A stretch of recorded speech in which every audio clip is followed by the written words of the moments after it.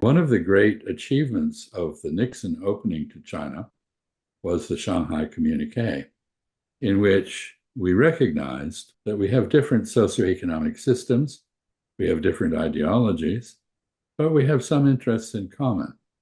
And so we should we should look for common ground and reserve the differences we can't solve now for later resolution. So we worked out a series of compromises, which were difficult for both sides, but they laid the basis of a cooperative relationship. I don't believe our current policies toward China serve our national interests. I think the emphasis on competition is not so much about competition as it is about hamstringing China's progress or retarding China's advance, maybe even pushing it back, which I think is doomed to fail. That will never happen. I think we should focus instead on improving our own competitive ability. Rivalry is constructive.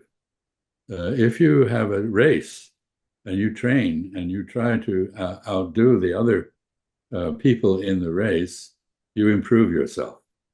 And that is good for you. If you think that you should run a race by tripping people or hamstringing them or bringing them down, that does nothing for you. So I think we have approached China in the wrong way. China is returning to wealth and power. For most of history, it was the largest, probably the best governed, scientifically and technologically the most advanced society on the planet. It is returning to that state. That is good. We should try to take advantage of China's prosperity to enhance our own. We should find ways to leverage Chinese strengths to supplement our own, but that's not what we're doing. So I do have grave differences with my government's policy over the last 15 years or so. I think China's appeal is that it delivers progress and higher living standards for the Chinese people. And one of the appeals of China is that it accepts other countries as they are and does not insist that they change to become more like China in order to deal with China. This is very much like the United States in earlier years, but we have changed, unfortunately, to be more insistent on imposing our system. China's appeal is that it seems to have found a new way to combine market forces with guided industrial policy. And that industrial policy is now being copied by the United States, which is interesting. We actually had industrial policies that were very successful. In recent years, the ideology of the country has shifted and rejected this idea. Mr. Biden put it back, not very effectively, in my view. I think there's a lot we could learn from China in this area. Deng Xiaoping said, I think this is correct. Feel the stones to cross the river with your feet, and don't try to tell people how to get to the other side. Dividing the world between great power rivalries or insisting that history is determined by a contest between democracy and autocracy makes any sense at all. I think that is an American domestic political argument that really doesn't work very well.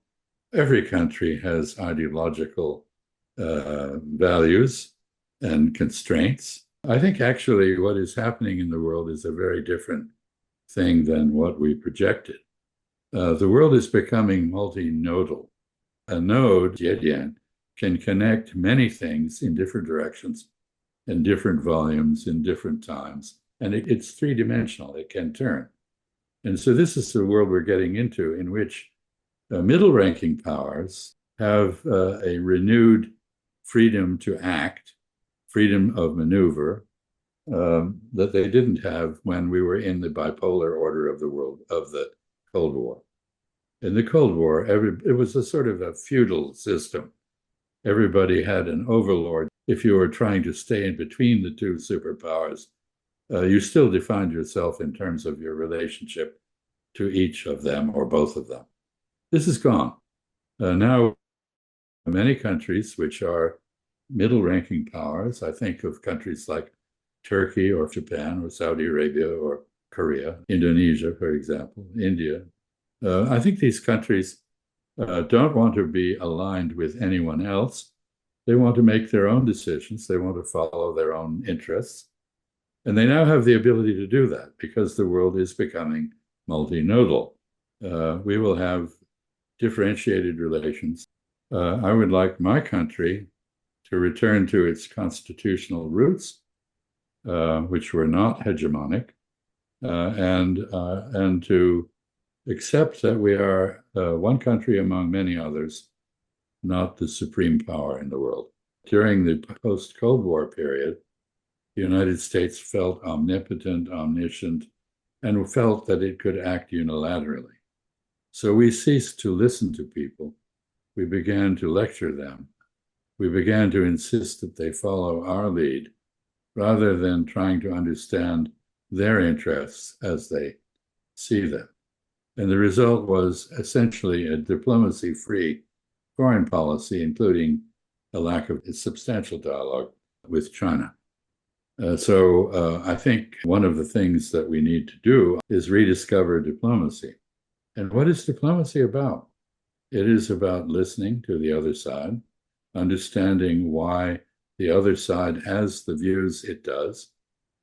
This is something that current Chinese diplomacy seems to do fairly well. I think you are blessed with a very strong diplomatic service. So I think it is we on the United States side who need to rediscover humility, modesty, listening, and arguments directed at persuading the other side rather than resorting immediately to coercive measures like sanctions or the use of force.